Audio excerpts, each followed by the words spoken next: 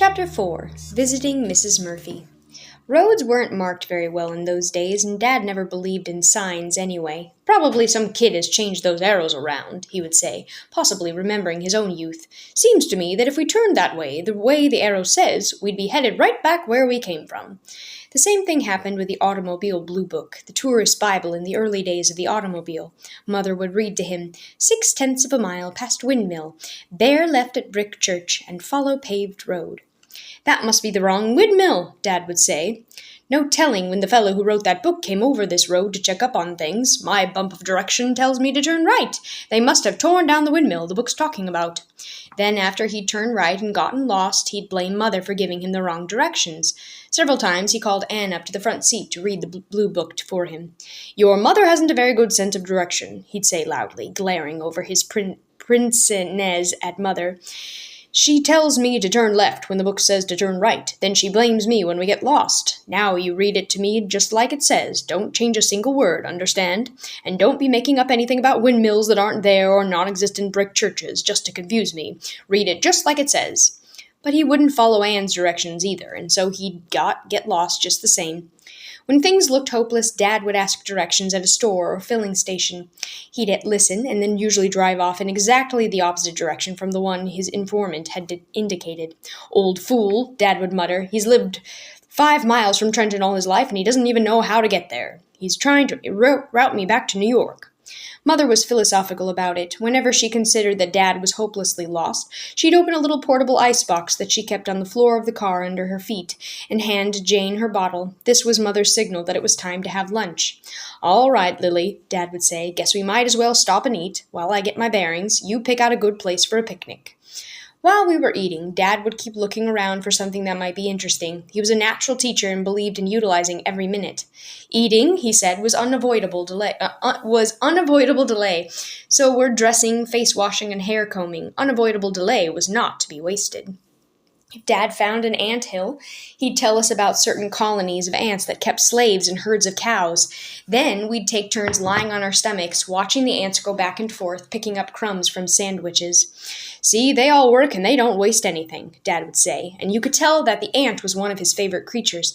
Look at the teamwork, as 4 of them tried to move that piece of meat. That's motion study for you. Or he'd point out a stone wall and say it was a perfect example of engineering. He'd explain how the glaciers passed over the earth many years ago and left the stone when they melted.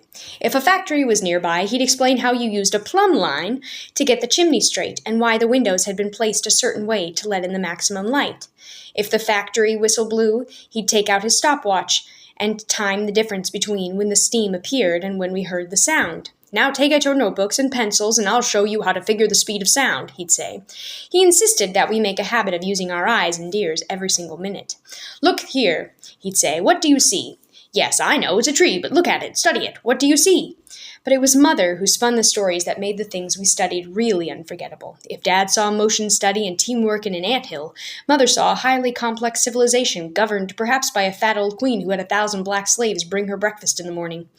If Dad stopped to explain the construction of a bridge, she would find the workman in his blue jeans eating his lunch high on the top of the span. It was she who made us feel the breathless height of the structure and the relative puniness of the humans who had built it. Or if Dad pointed at a tree that had been bent and gnarled, it was Mother who made us sense how the wind eating against the tree in the endless passing of time had made its own relentless mark. We'd sit there memorizing every word, and Dad would look at Mother as if he was sure he had married the most wonderful person in the world. Before we left our picnic site, Dad would insist that all of the sandwich wrappings and other trash be carefully gathered, stowed in the lunchbox, and brought home for disposal. If there's anything I can't stand, it's a sloppy camper, he'd say. We don't want to leave a single scrap of paper on this man's property. We're going to leave things just like we found them, only even more so. We don't want to overlook so much as an apple peel. Apple peels were a particularly sore subject. Most of us liked our apples without skins, and Dad thought this was wasteful. When he ate an apple, he consumed the skin, core, and seeds, which he alleged were the most healthful and most delectable portions of the fruit.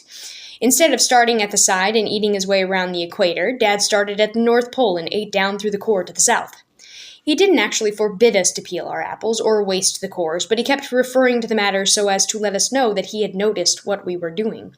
Sometimes, in order to make sure that we left no rubbish behind, he'd have us form a line like a company front in the army and march across the picnic ground. Each of us was expected to pick up any trash in the territory that he covered. The result was that we often came home with the leavings of countless previous picnickers.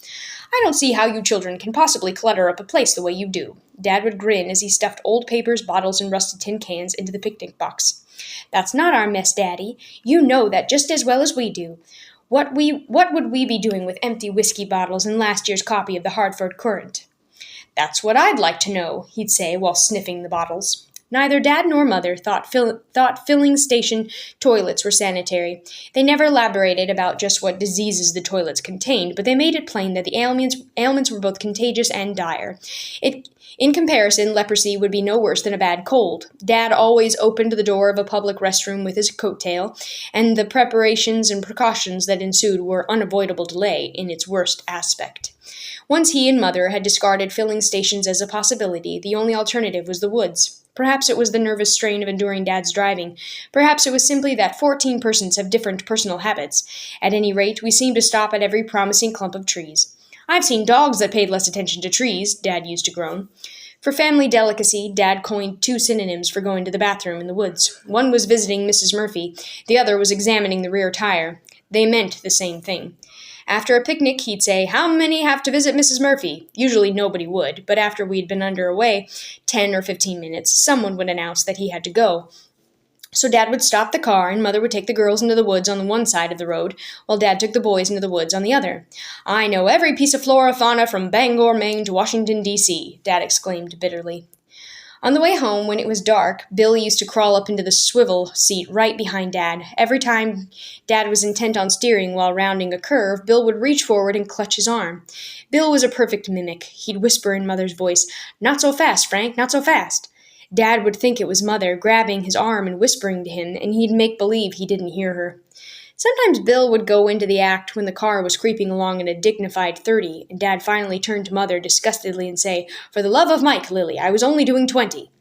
He automatically subtracted 10 miles an hour from the speed whenever he discussed the matter with Mother. "I didn't say anything, Frank," Mother would tell him. Dad would turn around and then see all of us giggling into our handkerchiefs.